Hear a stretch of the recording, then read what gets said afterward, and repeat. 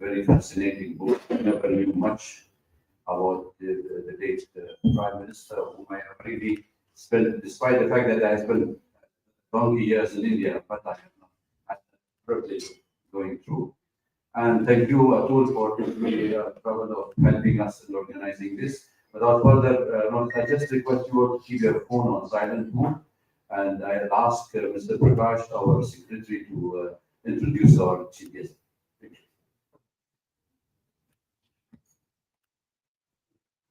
Thank you, Doctor. Welcome to Foreign Correspondence Club. We have two distinguished persons here with us.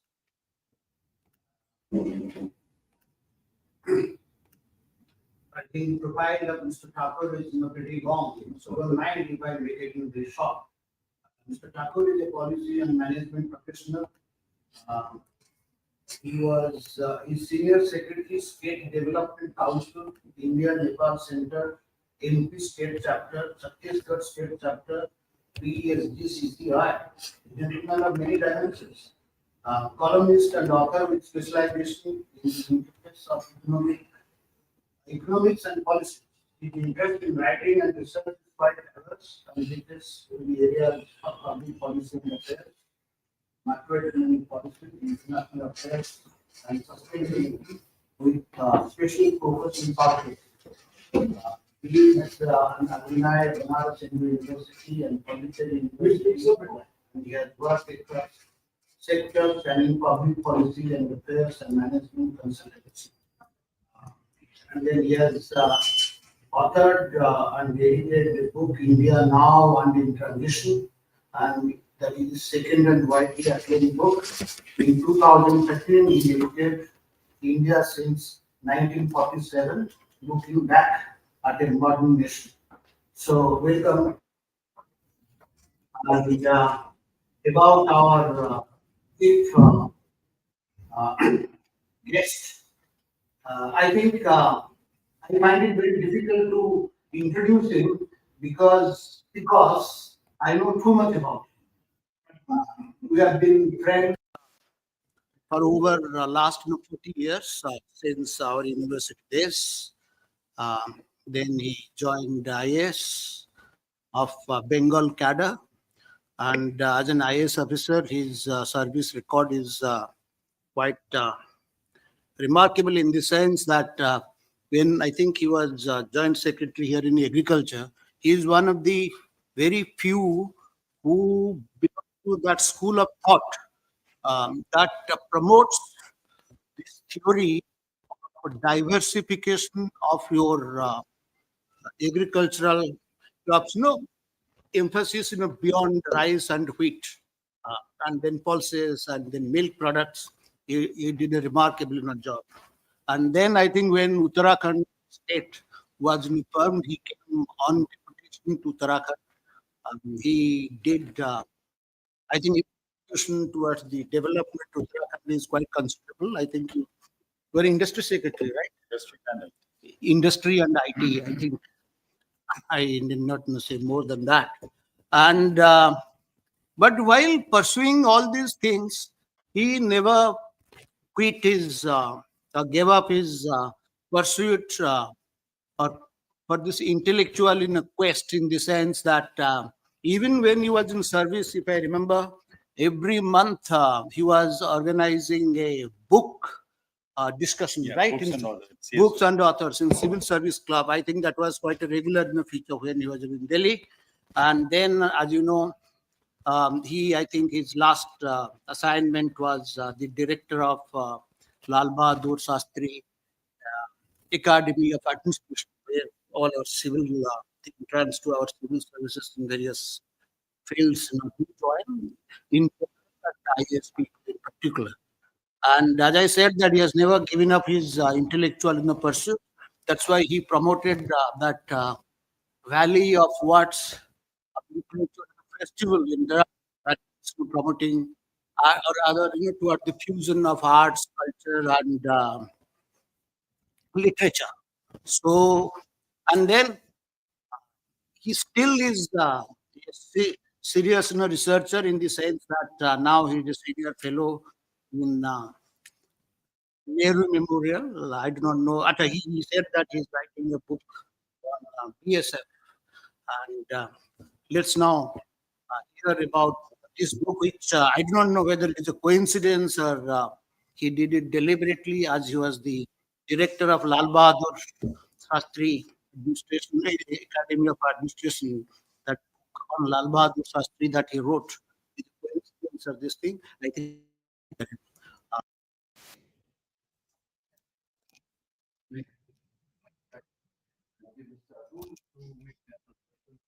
Before we ask the author to please read for us.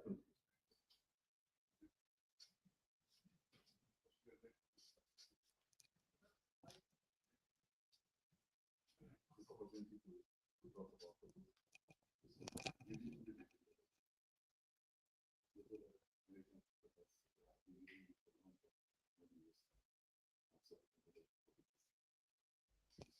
The book is about the prime minister who was not attached to any particular writer. This was my first finding about Lal Bahadur Shastri before I read the book. The book is a kind of focus, but even if it is written by a seasoned writer, that's a person. I also had the privilege of reading this on the streets. So he's not saying it, but I was wondering why he chose to write the second prime minister. The real prime minister, but person whose life was but contributed to the nation. And this has two elements. He was dedicated for the, as we all know, that Jawan Jai Kisan, the wonderful slogan which he gave. And in a time when India was suffering not just internal challenges but also external aggressions, that time he founded some of the institutions which are doing, which are playing formidable role in shaping today and what it has been over the years. One is BSF, Border Security Force, and on that, Dr. Chopra is going to write. I'm very happy to know about that, and many others. I mean, like CBI was also founded by Mr. Lal Bahadur Shastri, and one of the key contributions which he made, he tried resolving India Pakistan standoff, and he succeeded as well when he was in Tashkent in 1965. Before he went to sleep, he signed on the paper, and he succeeded. And the General Ayub even in fact invited him to have a brief fest of power in Pakistan before he flies down to India. But in the meantime, as the wiser people used to say, that China is our bigger enemy than Pakistan. That eventful night, and the foreign secretary of that time, Mr. Siazza, who was a distant relative of mine. So we have been listening about all these episodes at home and in public as well. And Mr. Prem Prakash, who is the chairman of ANI, founder chairman, was among the last two people who met Lal Bahadur Shastri on that intervening night. So I had preview of knowing little bit about the things which are not much in public also. But when I read this book, I realized that this is one-stop solution.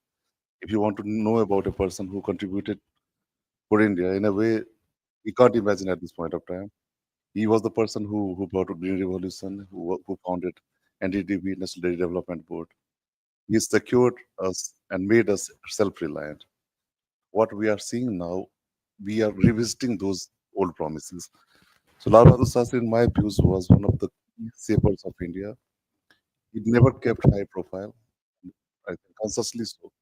And before being Prime Minister, he was the Home Minister of the country, and he did remarkably well in Nehru's time, tenure. And he was also holding two other ministries. So Lal Bahadur Shastri, remembering him at this point of time is very important. Dr. Chopra, his efforts should be appreciated, and I mean, should be admired by every. I'm not giving any wise when I admire this book because it holds merit of that. Supremely researched, the first made this book, and then the kind of language, lucid language he has used, which he is known for as a columnist and as Prakash sir has said that he has devoted his life for the books, for the written words. The person, even when he was a civil servant, he used to give his time for the books and discuss also. Value of words is another contribution for India. I think this is one of the best literature in the country. Lal Bahadur Shastri took up the stars at a very difficult juncture of the history. Nehru died. He died, people say that he died out of shock, maybe, because he was not keeping well after China's betrayal and many other factors behind that. When he took over, India was surrounded with problems, be it at the domestic turf or from outside. And the USA was very active for the reason known to us. And when we are having discussion today, this evening at FCC, it is very important to also reflect on a point that whether we can equate the existing situation of now with the situation in 1960s, especially on a point like we gave up for Pakistan, which is surely is not an ideal thing. Even we'll talk from geostrategic point of view. Ideally, we should engage with Pakistan, even if it is a difficult customer, no doubt about that. The kind of effort made by Lal Bahadur Shastri and later on by Vajpayee and even the serving Prime Minister, Mr. Modi, reminds us actually that Pakistan is a living example, even if it is very difficult to handle. So we can't change our neighbor, and we should renegotiate. And in that way, Sir Mr. Shastri, our Prime Minister, former Prime Minister, presented an ideal in softening the relationship with Pakistan. He succeeded, but unfortunately, that night thus come the dream shattered. Dr. Chopra will speak at length about this particular aspect. Uh, he came from a railway town called Mughal. He was born there, raised in Banaras, went to Kasi Vidyapit.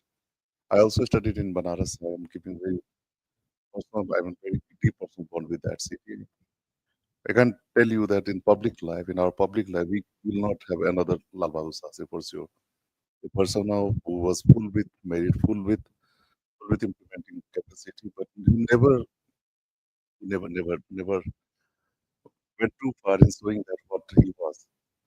And today we are self-sufficient in terms of food, and India is not one of the, India is the top producer of milk in today's time.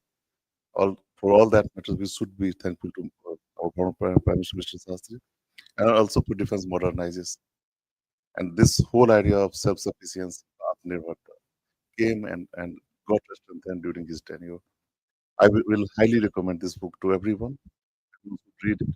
Anyone who has a real interest about India, because India is not just a country; it's the oldest civilization also. So we need to have different kind of perspectives.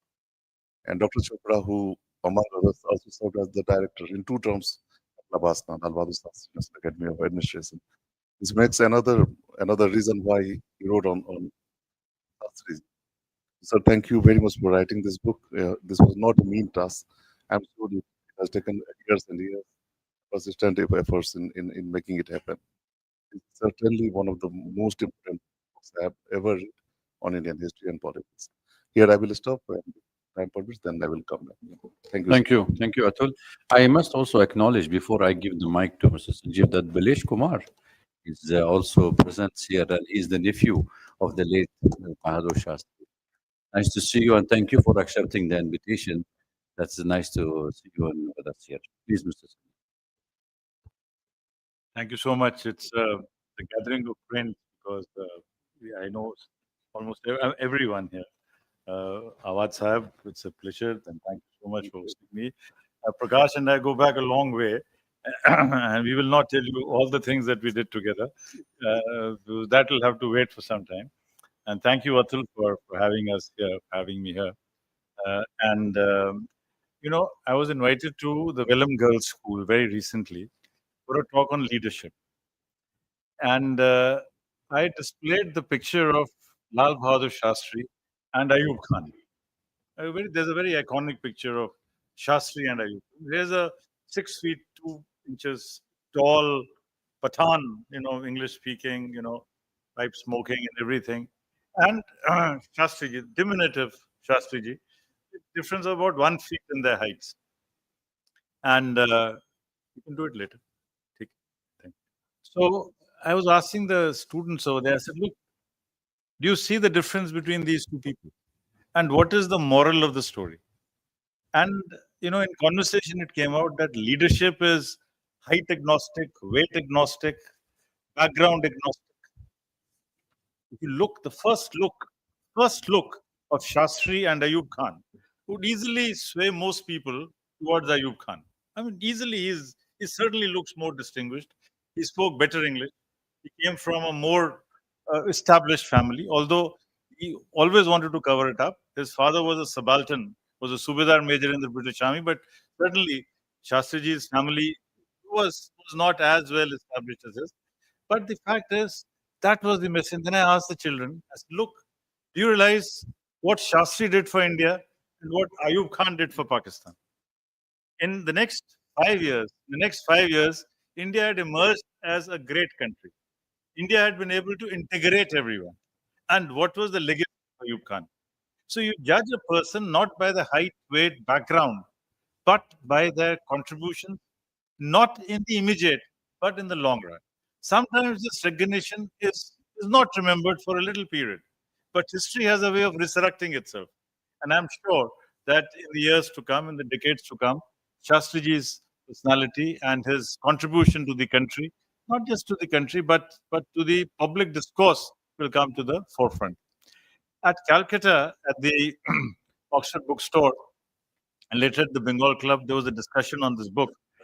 And Mr. Dinesh Trivedi was there, and he asked two questions. One was, you see, that how was it to fit into Nehru's shoes? And I'll repeat that. I said, look, by the time Shastri took over, Nehru was a pale shadow of his past, without meaning any disrespect to Mr. Nehru. But the fact is that Mr. Nehru was a pale shadow of his past, and it would have been extremely difficult for anyone to have succeeded Nehru if Nehru had voluntarily resigned in 1957, as per the suggestion of Jayaprakash Narayan. In fact, had Nehru resigned in 1957 and mentored anyone, Nehru's profile in history would have been as one of the greatest statesmen perhaps ever, because it was only after 57 that the flaws, the foibles, the 59 episode with China, all these things came to the fore. And the next question that came up was that what is the biggest impact, or what happened after Shastri died? What, in one word, what is it that I would say? I said, the political morality took the door out. I mean, political morality lost its semblance in our country. After Mr. Shastri, corruption and, all sort of wheeling, dealing. I mean, morality took a back seat in this country. I mean, political morality, he was the last of the moral politicians, if one could use the word, last of the moral politicians this country had. I still hope, and that's my fond thesis, that we've reached a stage where the moment professionals start joining politics, the moment the constituencies are reorganized, we'll have a better set of political leadership in our country. It's my fond wish and my fond hope. Should I speak about the book? Please. Okay. So I'll take some. See, the reason why I wrote this book was, as I is written in the prologue itself, that I took over as the director of the academy, and I must confess that even when I was the deputy director, I was not really into studying Lal Bahadur Shastri. Because as a deputy director, one was quite happy. I had a nice time, but that involvement, that feeling of being of wanting to study Shastriji was not there. It's only when I became the director and I went for the first visit to the library, I found that there are hardly any books on Shastriji, which came as a big shock. That here is an institution, India's apex institution. I mean, there are hardly any other institution in this country which enjoys the same sort of salience which it has, that there are no books on Shastriji. And incidentally, all books on Shastriji have been written by ICS and IAS officers. In that sense, I'm the fourth one to have written this. LP Singh from the ICS, he wrote that book, Shastri, A Quintessential Gandhian. Then that's a powerful book, but that's a very slim book, and that mostly talks about home ministry and about his period at that point of time. Uh, then Rajeshwar Prasad Saab's book is again a very good book. Rajeshwar Prasad gets the credit for ensuring that the academy is named after him. And two other things which Rajeshwar Prasad did. One was to get Yoga Sarvasva Kaushalam as the emblem of the IS and matched it up with Sheelam Param Bhushanam, that humility is the best embellishment. So these two went together. Uh, and the academy was named after Lal Bahadur Shastri during his tenure. And but it's a slim book. It's a slim book. And then we have C.P. Srivastava's book, again a very good book, but it's more towards after the time that Shastriji became the prime minister. So the real challenge of writing about Shastriji was to try to discover Mughal Sarai, to place Mughal Sarai in a context, to place Benares in a context, to place Lahore in a context, to place the Servants of People's Society in a context, to place Lala Lajpat Rai in a context, to place his years in Meerut and Muzaffarnagar when he was looking at issues of eradication of untouchability. So these were the sort of things which became very important. In fact, after 1935, it's easy to write about Shastriji because in 1935, he had become the district secretary of the Congress Party. He was elected to the Allahabad Municipal Corporation, Allahabad Municipality at that time, was nominated to the Allahabad Improvement Trust, was the secretary of the Congress Secretariat Reform Commission Committee, and wrote a 160-page note on agrarian policy of the country. In fact, all the institutions that have come up in this country, whether it's the CACP or the FCI or price support or cooperatives, all of them can be drawn from that book. In fact, all those who have to study research methodology. In fact, there's some young students here. Harshil is here, Sakshi and Niharika are here.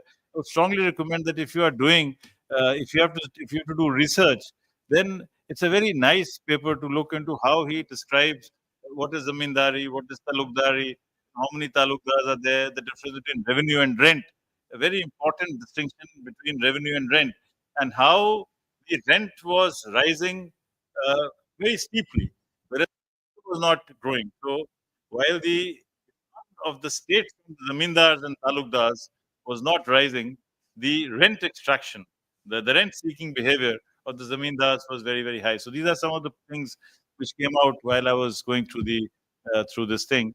And of course, it's a fascinating book. I mean, I can only say that I think every moment was well spent. I have a regret that I should have done this 20 years earlier because I would not say that I've become a humble person, but elements of humility, elements of humility have certainly stepped in. I mean, I certainly think I'm a better listener than I was before I wrote this book. I mean, I don't know. My wife doesn't agree, but most spouses tend to underestimate their. I can say it because she's not here, but I'm sure many of us feel that. But I do think that I've become a better listener. And I do think that, one of the qualities which Shastriji had was the ability to listen to a point of view which was different from your point of view and keep listening.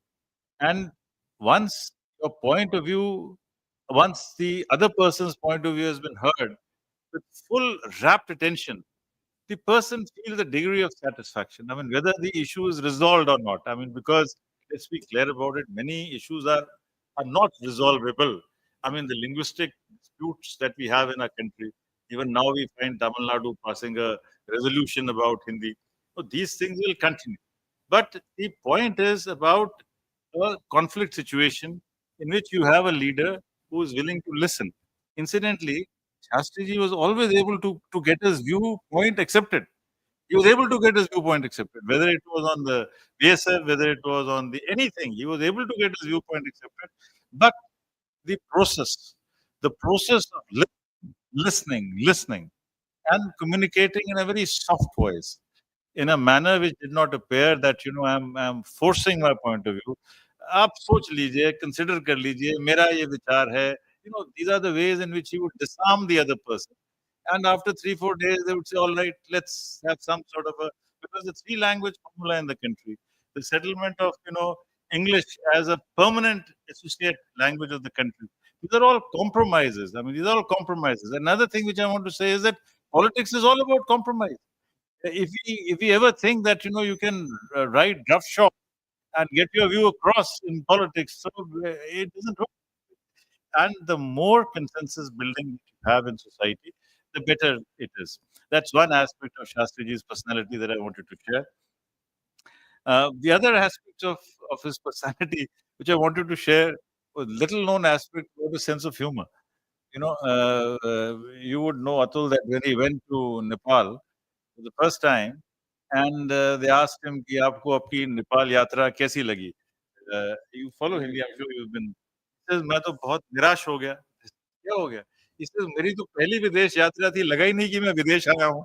But that brought him in such, you felt that sense of ease. When he was asked, what do you have to think about? He says, it's not for me to comment on your country. It's for you to decide. Another interesting incident was, when he was with Swaran Singh in Belgrade. And at Belgrade, they had organized, Marshal Tito had organized everything vegetarian for him. And for 7 days, only vegetarian food was served. So Tito asked him, are you happy? He says, I am happy, but what about Swaran Singh? I mean, why have you made him Mrs. And another one of his secretaries, who claimed to be vegetarian before him, and he found him gobbling up, mutton curry. So he says, okay, go ahead and have it, not to worry. So these little things, about his life, about personality, which I think, his poetry. I mean, the poem that he wrote for his daughter, is a very touching poem. I mean, he wrote it on behalf of his wife, but it's a very poem. I mean, I could never recite it without shedding a tear, so I'll not do it. So I'm happy to respond to any questions. The biography of Mary Curie was a remarkable biography of Mary Curie. I'm not a biography, but a translation of the one. So, and it was very well read, very, very well read, because when Hiren Mukherjee started the no confidence motion against him, that's a classic. Classic is that who hasn't changed? Did Lenin follow Marx exactly? Did Stalin follow Lenin exactly? So who doesn't change? Who doesn't change? So I think, there are still aspects about his life which need to be studied more. One of our problems in our country is about the lack of access to archival material. I'm fortunate to be in the IS that it's easier for me to go to National Archives and get material. It's easier for me to, go to the AIR and get transcripts of the speeches. But frankly, as a nation, I think our record keeping is very, very poor. Uh, the thesis which he wrote on Dr. Bhagwan Das, the essential of all religions, is not available even in Kashi Vidyapeeth, so which is a very sad story. That we've not been able to retain that book, which was very important. There's another book which one of the secretaries, Inderjit, he says that he has it. He says that he wrote it, but we've not been able to track it. So those are general observations about, so this is what I have to say as my opening remarks, but I'll be happy to respond to any issues, any questions, any thoughts on the subject. I enjoyed writing this book. I really enjoyed writing this book. Thank you very much. I think we will open the floor for question and answer, but I just wanted, Balesh, if you have anything to comment on, would you like to add to contribute? I must say that Balesh has been of great help. We've had long discussions. Would you like to come here? We'll just give you the mic.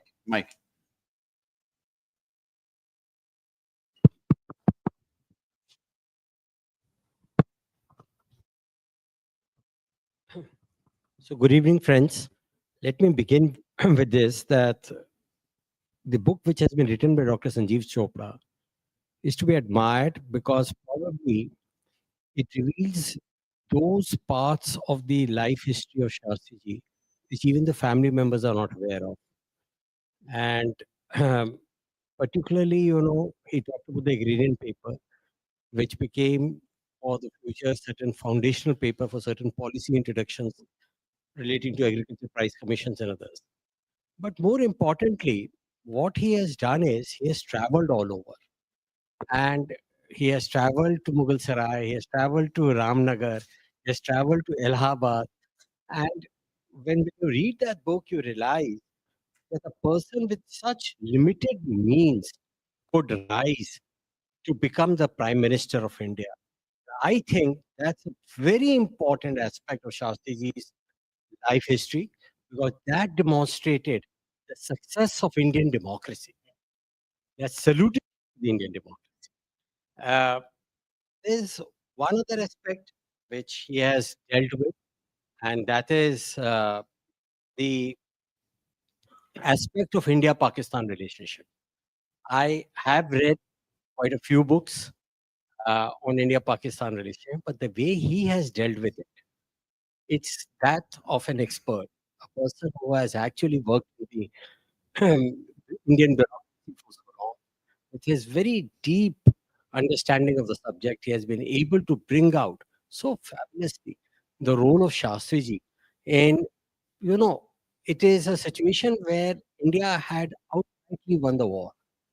Yet Shastriji agreed to come on the table at Tashkent, where he was able to ensure a peace agreement. Of course, there will be few more questions, but what I gathered from his book was that the compromise, so-called compromise, particularly relating to the Haji Pass, that was done with a very strong intention and desire that this will bring in permanent peace between India and Pakistan. So, Ji's life is something which even, you know, particularly the Indian students today should be familiar about, should know that how a man who was poor rose to become the prime minister. And this I can say with absolute authority, a life of integrity, because he's probably the only prime minister who also died poor. He did not have, he is commented in his book as well, he did not have an inch of land of his own. The Ramnagar house where he grew up was that of his uncle, right? And it still remains of his uncle. Of course, now it has been given to the UP government for running a memorial there. And the day he died as a man in debt with a debt of rupees 6,000, which he had taken for uh, the loan for the car which he bought. And the car which he bought, I don't know whether that has not been touched. Let me just simply add on to this that the Indian Express is responsible for the buying of that because we are in the correspondence club. Let me mention this. So Shastriji has four sons. Incidentally, I'm nephew. I'm the son of the eldest daughter of Shastriji. I'm the grandson. So my four out of the four mamas, three mamas used to go to St. Columbus School. So even as prime minister, these children were going in a tonga. So from the prime minister house, because Shastriji would not allow the staff car to be used, and you have named the gentleman, Sri Rajeshwar Prasad, thorough gentleman, again a very honest officer. But his children were alighting at the same time as Shastriji children alighting from Tanga from a car. Indian Express took that photograph and put it side by side and put it on the front page saying sons of. Incidentally, he had also three sons. Right. So all three sons coming at St. Columbus School, Goldakana, and Shastriji's sons alighting from the Tonga. So Rajeshwar Prasad felt very embarrassed about it. So in the evening, he came up to Shastriji. He was a joint secretary of the Prime Minister, and he said, Shastriji, please save my embarrassment. You buy a car because you will not allow your children to travel in the staff car. So then he said, but I don't have money. Imagine the Prime Minister of India saying, I don't have money. And at that point in time, Rajeshwar Prasad arranged that loan of 6,000 rupees from Punjab National Bank, which Shastriji took. Unfortunately, he passed away. And his widow, Larita Shastriji, paid from the family pension, repaid the entire amount. This became a bit quite news when Nirav Modi fled away with 13,000 crore rupees from the same bank, Punjab National Bank. And they pointed out on the front page news, again an Indian Express, that here was a prime minister whose widow repaid 6,000 rupees. And here is a man who has fled away India with 13,000 crore rupees. So thank you very much, Sanjeev, for having brought this book out. I have become more and more aware of my own grandfather. Thanks a lot. Thank you. I think that's a very lovely discussion and descriptions. I must mention here the relationship of Punjab National Bank and Shastriji. You see, Punjab National Bank, amongst the founders of Punjab National Bank was Lala Lajpat Rai. And by a very interesting coincidence, see, Purushottam Das Tandon was invited to become the general manager of Punjab. Those days, what we call these days high-known words like MD, CMD. General manager was actually after was the CEO or the CMD. So it was he was inducted. Lal Lajpat Rai had brought Purushottam Das Tandon from Allahabad to Lahore to be the head of the Punjab National Bank. So Lala Lajpat Rai died in 1928 because of the police charge on him during that agitation. Of course, Veteran Bhagat Singh took revenge on this count. And, he was then made the president of the Servants of People Society. When he became the president of the Servants of People Society, he decided to shift his base from Lahore to Allahabad. And it was Purushottam Das Tandon who brought Shastri with him from Lahore to Allahabad. Now it's a very interesting sort of, thing. How circumstances move. Another very interesting thing is you see that Shastriji, as the secretary of the district congress, he was the dummy candidate for the election in 1937. I mean, and very rarely do dummy candidates. Normally it is expected that you will sign your papers properly, but that person, some Raja, I'm forgetting the name, his nomination was rejected because he was born in Benares, which was then a princely state. His name was struck off, and that's how Shastriji. And I think that was a very important change. At 37, in 1937, oh, Shastriji was very young. He was born in 1904. So that is how the trajectory started, and that I think, and then of course, uh, proximity to Govind Ballabh Pant, that made a lot of difference. GB Pant used to be very impressed with him because he was the only parliamentary secretary. You see, not having a car, look at the advantages. Because Shastriji didn't have a car, he used to wait for the CM to finish his work and he would get a lift with Govind Ballabh Pant. And they became very closer to Govind Ballabh Pant than Malviya ji, because Malviya was, of course, more pronounced, more well established. And when Rafi Ahmad Kidwai was brought to Delhi as a minister in Nehru's cabinet, imagine that in 1948, at the age of 44, Shastriji had become the Home and Transport Minister of UP. And being the Home Minister and Transport Minister for UP is even today, I would say it's a very, very important position at 44. And he did remarkable work as Home Minister, remarkable work as Transport Minister. I mean, women conductors, in the buses. I mean, very few people can imagine that he did that. And again, that sense of humor. You see, once there was a cricket match in Kanpur, and there was some police lathi charge or something. So he said, the students came to him and said, "Koi ye lal pagdi wale nahi hone chahiye."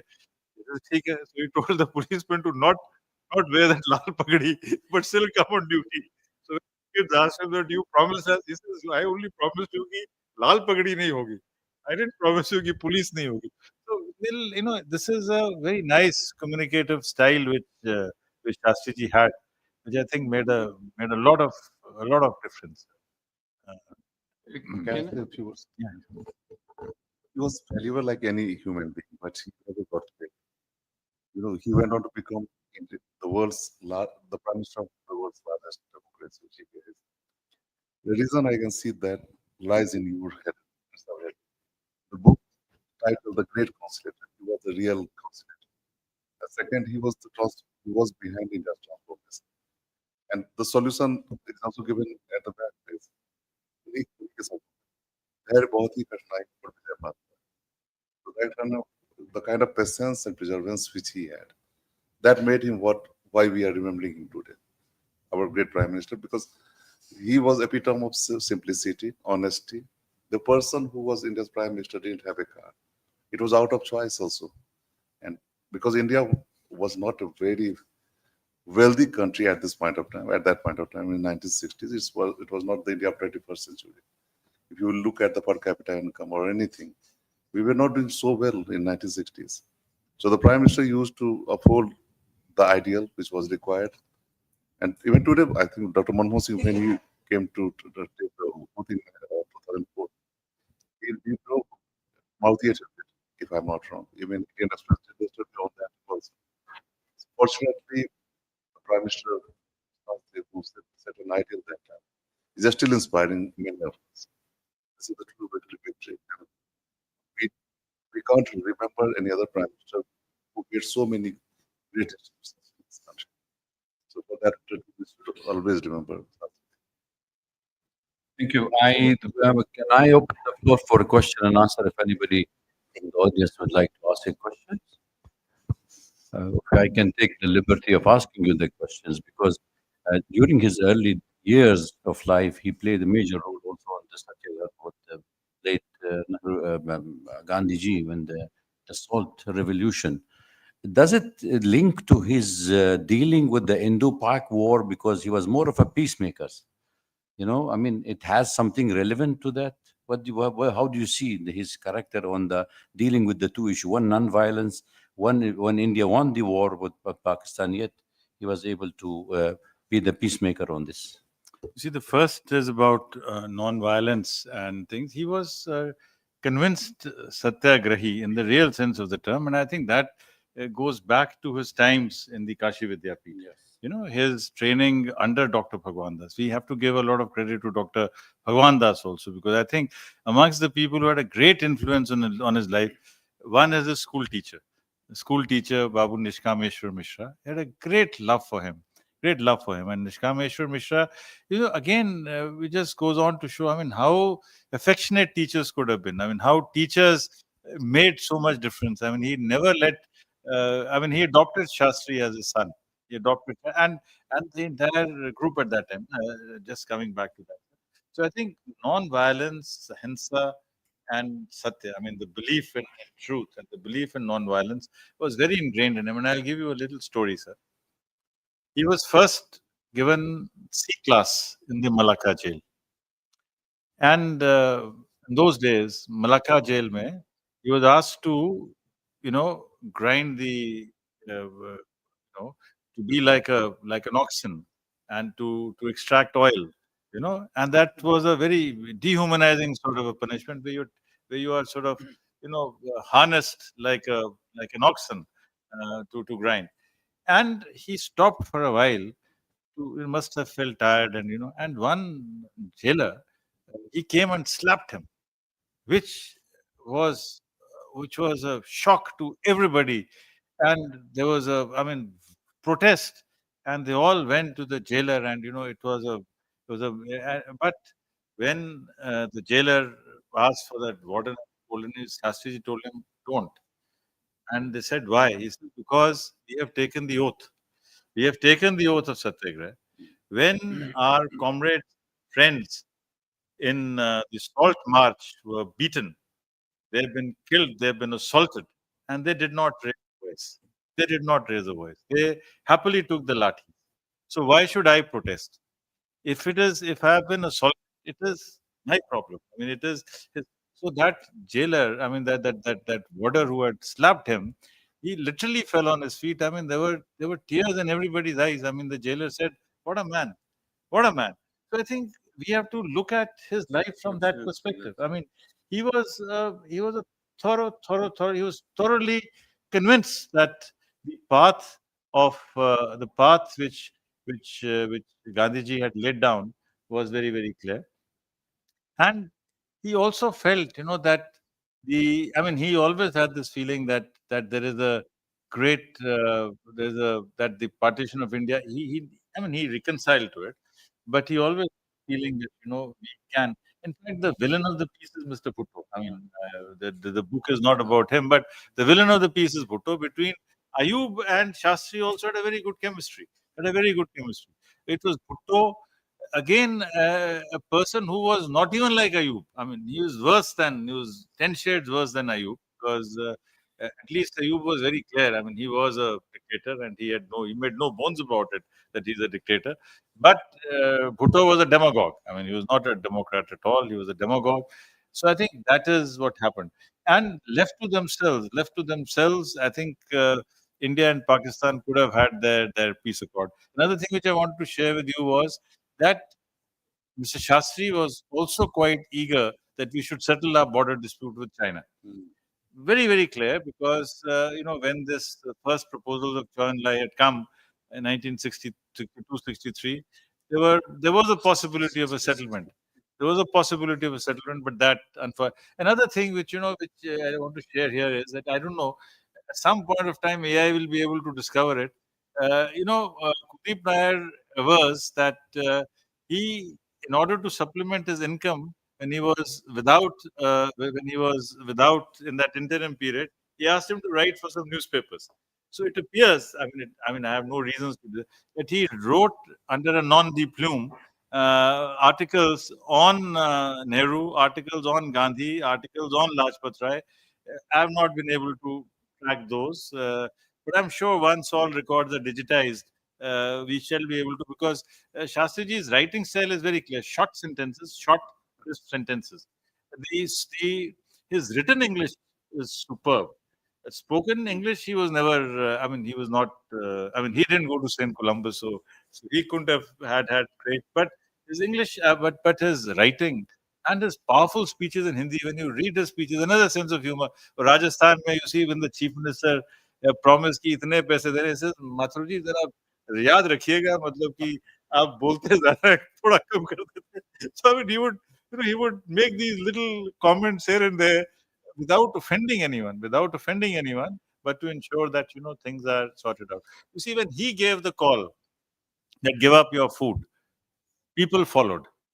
Without meaning any disrespect to anyone, had anybody else given that call, people may or may not have accepted that. And traveling third class. That's why I brought this point also. That he was very clear that there are very few people in history who actually do what they. Preaching and practice. Well, Once that. it's not of idealism, it's free from ideology at the same time. In your books that you have written about that episode where you have shown that General Ayub was more than Mr. Bhutto. He nudged him to clap after the signing of Tashkent peace treaty. So this is the way he behaved that day also.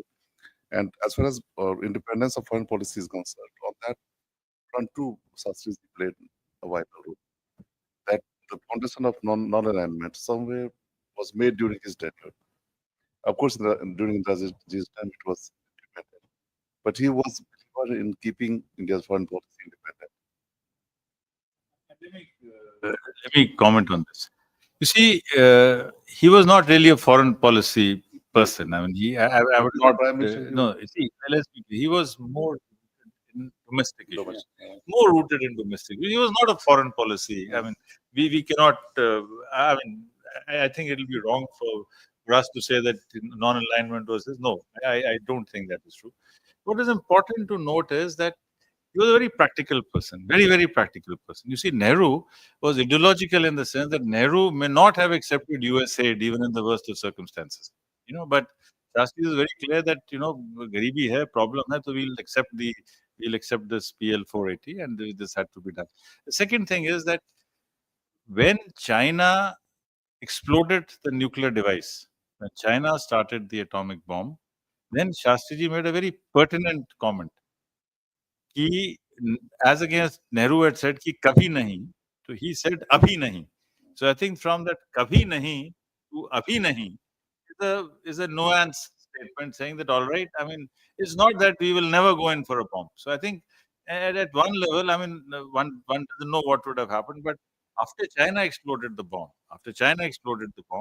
and it became very clear that China is well on the path of making the bomb, Shastriji could have perhaps changed his mind, because when it came to the defense of India, it was very, very clear, very, very clear. And so I think it's difficult to protect.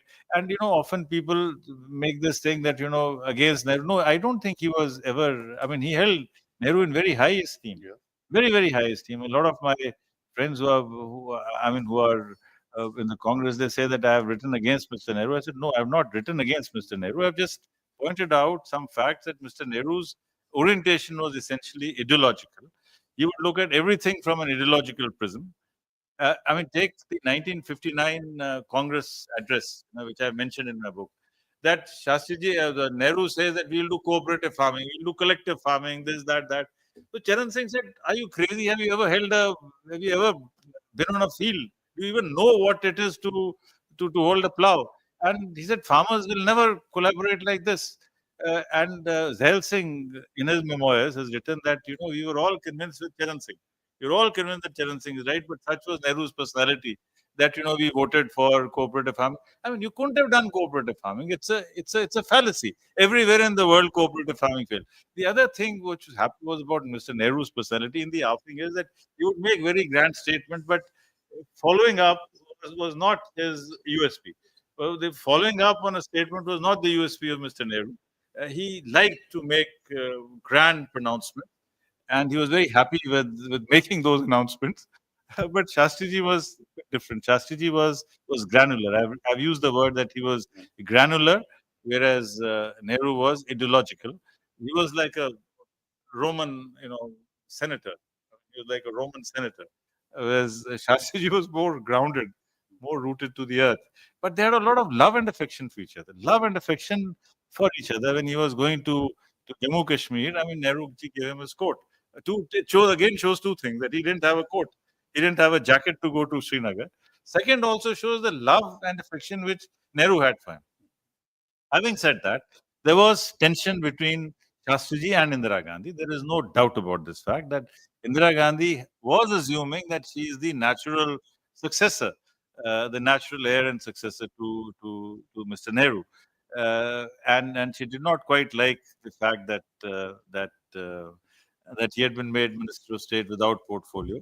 And there are instances when he wanted to resign, but then he did not. And I think it was very, very good, very, very, very good that he did not resign. But he is said to have told Kuldeep Nayyar that when Kuldeep Nayyar asked him that who is your likely successor, he said that if I live longer, it will be YV Chauhan. If it's earlier, then it will be Indira Gandhi. So these are some of the. Sir, I completely agree with you that he didn't experiment too much on foreign policy, but on the matter of Pakistan, we should count him as a successful person. That peace treaty in Tashkent was itself a testimony of success. Yes, absolutely. But absolutely agree that he didn't experiment too much with foreign affairs because he was concentrating more on institution building. And there was certainly no tension between Nehru and him. He was not an ideological person. I mean, there were And I minor thought tensions, but not different sort, really different tensions sort. of that nature. I mean, not because there was tension in the '62 war when Nehru got called back. I mean, he did not want General Kaul to be brought back into action. He was very happy with I think Gurbaksh Singh, who was there. I mean, I'll tell you, Brigadier Sukhjit Singh, who is from Kapurthala state, and he was a major in Sialkot sector when Shastriji was the prime minister. And he recalls, that here's this little diminutive man on a tank, and dressing the soldiers and soldiers felt so happy with him. I mean, the connect that he had with the soldiers was a remarkable connect. I mean, and when he said Jai Jawan, Jai Kisan, it was not an empty slogan. It was a slogan. It was something that he really and sincerely believed in. So I think, and another point which I conciliator, I think the biggest conciliation was between Amma and Ammaji. It's a very unique thing. I mean, all of us have this issue between your wife and your mother. This tension is an eternal tension. And now he could not have changed his mother, and he had a great love and affection for his mother, and yet he wanted Amma. In the book, I have used Amma ji for your grandmother, no? Great grandmother, and Amma for Shastri ji's wife. A lot of there was naturally tension because Amma ji would not want Lalita ji to come in the open and do it. So unhone, he did that. He told Kamala Nehru to come and tell his mother that why doesn't she go and picket, and then she went and picketed.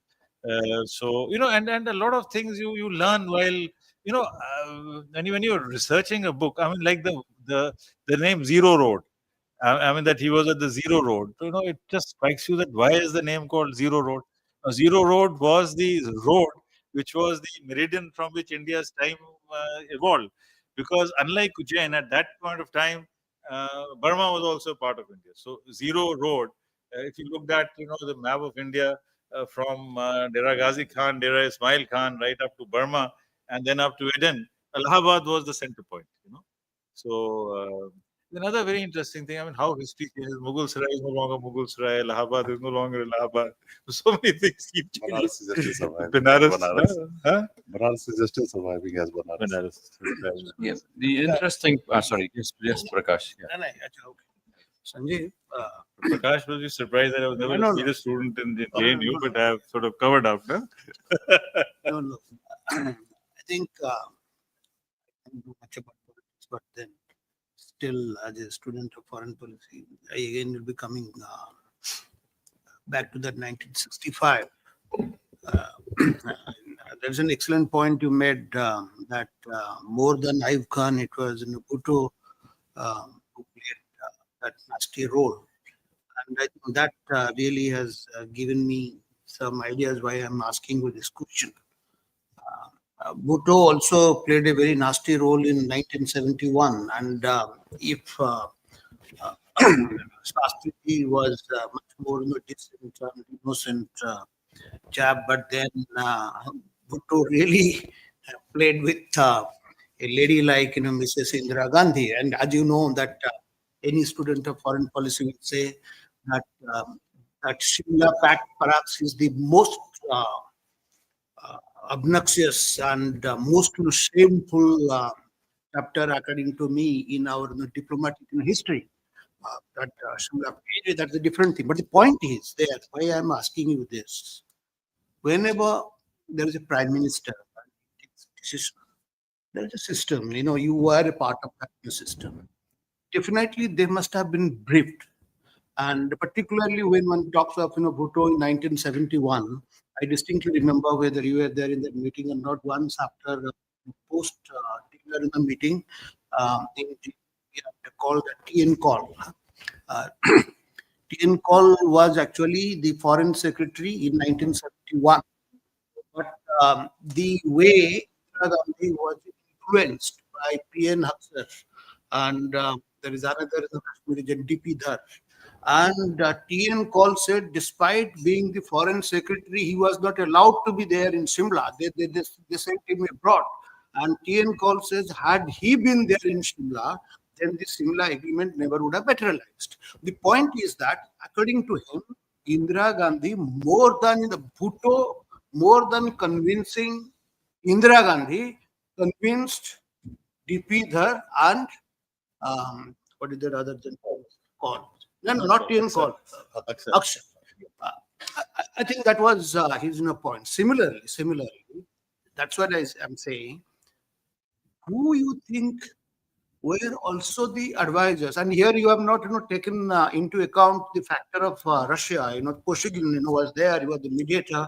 He must have also said something, because after all, he had arranged that meeting, and they hosted it there at Tashkent, which was those days a part of USSR. So the point is, any book, obviously, where is obviously, he might have taken the decision. Ultimately, decision is his. He bucked the stuff there. But the point is, in taking his decision, who were the close confidants of Shastri that he was listening to? I think his entire team. Swaran Singh was there, YB Chauhan was there, Kumara Mangalam was there, Mr. Srivastava was there. And you see, in fact, Kuldeep Nair was also there. In fact, from November itself, Shastriji had been telling Kuldeep Nair that now go slow on this RGP issue. Start, start making the noises. Start evolving the picture that it may have to be. You may have to sacrifice something in order to gain something. Now, I must also place before the House that Cham was under Pakistan occupation. Pakistan was also only 12 kilometers to know. So, from a purely strategic point of view, we could have said, all right, we don't give you Hajipir, then it was okay. Then we continue to be in Cham.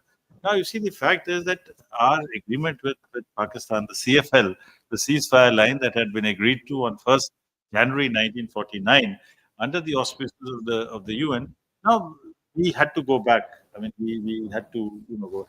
I think it was not we weren't able to project this victory. In fact, to my mind, and there's a chapter which I've written, the moral and semantic victory, because our thing was that infiltration started on 5th August. That is why actually Mr. Modi very intelligently, and I would give him credit for that, that 370 was repealed on 5th August, because 5th August was the date we said that Pakistan's intrusion into India has started on 5th of August. Pakistan always held the view that actually it was India which started the war on 3rd September when we crossed the international border. And I must place here that that the only two people have but first was Ranjit Singh, who, but at that time it was a Lahore Darbar. I mean, so Ranjit Singh was a great Indian, but his position was Lahore, his capital was Lahore. That was the first time when India went United Forces of India went to Kabul and got back the gates of the Golden Temple and got back the gates of Dwarka back to India. So I think that must have been a moment of great. Even in retrospect, I feel very goosebumps. Happen that to get back your Golden Temple gates, which had been taken away by Abdali. He got those gates back, restored the Golden Temple, got the gates back. That was one. But the first time in independent history, the first surgical strike was actually his, and he was very clear that look, in order to relieve pressure on Kashmir, let's march towards three prongs. So we moved into Rajasthan, we moved into Lahore, we moved into Sialkot. We actually captured one Burki police station in Lahore. I've got the picture in this thing. So I think these are very important things. Then for Pakistan, and look at the arrogance of Pakistan. They were announcing over the radio and assuring the Sikhs of Punjab ki agar hum aayenge to Golden Temple ko disturb nahi karenge. What nonsense! I mean, so, and the other thing which happens is the way the media operates. I mean, Pakistan media was totally. I mean, they had already given the script to the Dawn newspaper. I mean, you see the book. I mean, they had already, today we have done this, we have done that, we've done that. There was nothing, and so I think. Again, it also shows that the media. I'm speaking in the media just buys the Sarkari bite, then it's going to be egg on their face.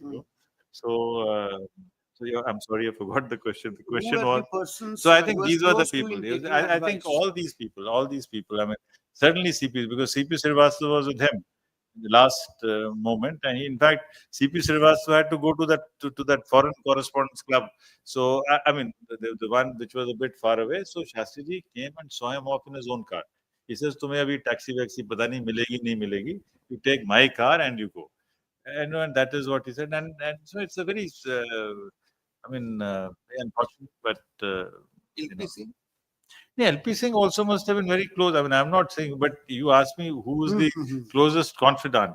The closest confidant at that point of time, I think, was CP Srivastava. I think the CP Srivastava, because again, he narrates that incident that, when he is walking on the 1st or 2nd of September, and he says, "Ab to kuch karna hoga," I'll have to do something. "Ab to kuch karna hoga," and then he, again recalls the Mahabharat war and, takes the Krishna and Arjun message. So I think these are all important things. Not directly related, but one more thing which has not, in Pakistan, we won the war, of course, but Pakistan contributed to its own defeat in multiple ways. The first was that they changed their general because he was an Ahmadiyya. I mean, they changed their general because he was an Ahmadiyya, and they did not want an Ahmadiyya general to get the victory. And there was a major conflict between the Sunni element and the Shia element in the Pak army. And look at our army at that time. It had a Major Habibullah, it had a Gurbakh Singh, it had a Harbakh Singh, it had, of course, it would have had the splattering of Karnas and Chopras, and it had, Prasads, it was there was Kandath, there was Manek Shaw. So you had a Parsi, you had a Christian, you had Hindus, you had Punjabis, you had Sikhs, you had Muslims, so you had a whole spectrum. There was not one, even a Jew, Jacob.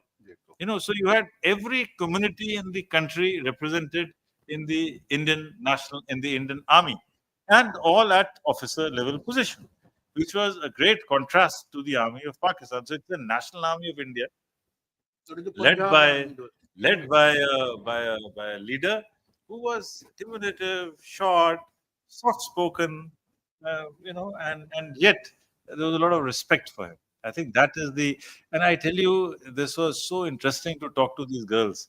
When these girls, because they're all in an English medium school, the general impression. So when they start, they think that, this is more. They quiz them further. Then what happened? What did he lead to? What did that lead to? And then after about 40 minutes, it recognizes that yes, this is the leader.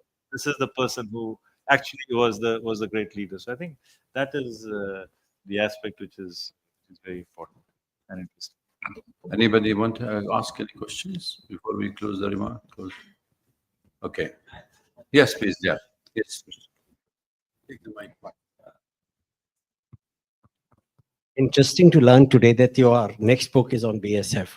So while hoping that you'll be writing on all the initiatives, separate books, is it one of the reasons that why you have chosen BSF as that it was an initiative of Shastri that you're writing a book on?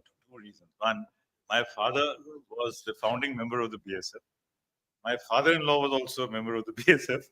Our marriage took place because both sets of parents were in the BSF. So I grew up in a BSF campus. So there's a certain greater, but fortunately for me, being in the agriculture ministry, I was very close to CSCP and NEFED and FCI. So I mean, to that extent, all the institutions which he founded were because I spent a fair amount of my time in the agriculture ministry as the MD of NEFED. So, again, procurement, CSCP. I mean, three successive chairmen of CSCP were good friends. Ashok Vishandas was a good friend.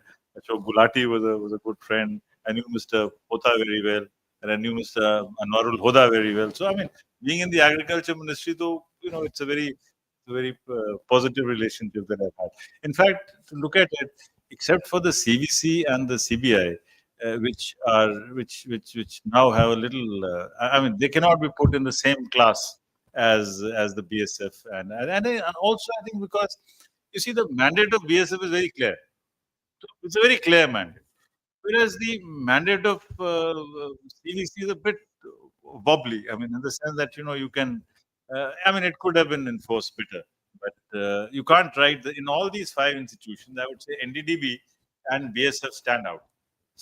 I mean, NDTV, I'd like to share with the House, 90,000 crores is the turnover of Amul, followed by Nandini, Karnataka, the Karnataka dairy, followed by Verka of Punjab. So Nestle is nowhere close even to Verka of Punjab. So at the moment, if the milk producers in this country are getting 50 rupees a day, 55 rupees a day at their home for milk, that credit somehow or the other would go back to Lal Bahadur. Thank you very much. I think he was very much revolutionary, especially in India, self-sufficient in the milk. It was there, and that's why his slogan was very famous. Jai Jawan, Jai Kisan, which you have very rightly said it. And also, he was also contributed to the Green Revolution in India, whether in different states in India, Haryana, UP, or it is the Punjab. I would say that his legacy is very much relevant these days. And I think that's where the book has to be read, has to be bought. We have copies outside. We would like you all to share his views. And I think younger generation in India would like to know, especially in contemporary history, where politicians need to learn lessons from the previous leaders who have not been given his right credit in history. And I think you have done the right things of doing so. I wanted to thank you very much, Sanjeev Chobraji, for coming to the club, seeing you after ages, and lovely to have this discussion. And I will also thank Atul for that. And I give the mic to my colleague to give the concluding remarks of the vote of thanks. Prakash, go ahead. Have actually nothing more to add. You really did everything. But anyway, it was great, and I think it was quite an educative evening. And the most important thing, Sanjeev, you also would be happy to know that um, irrespective of the number of people who are in there in the hall, this entire proceedings was going on live. So, and we have got a very rich archives in the sense that whoever comes here, all these things are stored. Anytime one can it and one can share it, and I think this feed Anil, ये कब हो जाएगा, complete हो जाएगा ना sir? वो करके साहब को दे देंगे, you can share it and this thing. And anyway, we are grateful, and we think this is just the beginning. And I am praying God that you finish the book on BSF as early as possible, and again we'll have the discussion of the book on BSF. Oh, thank you.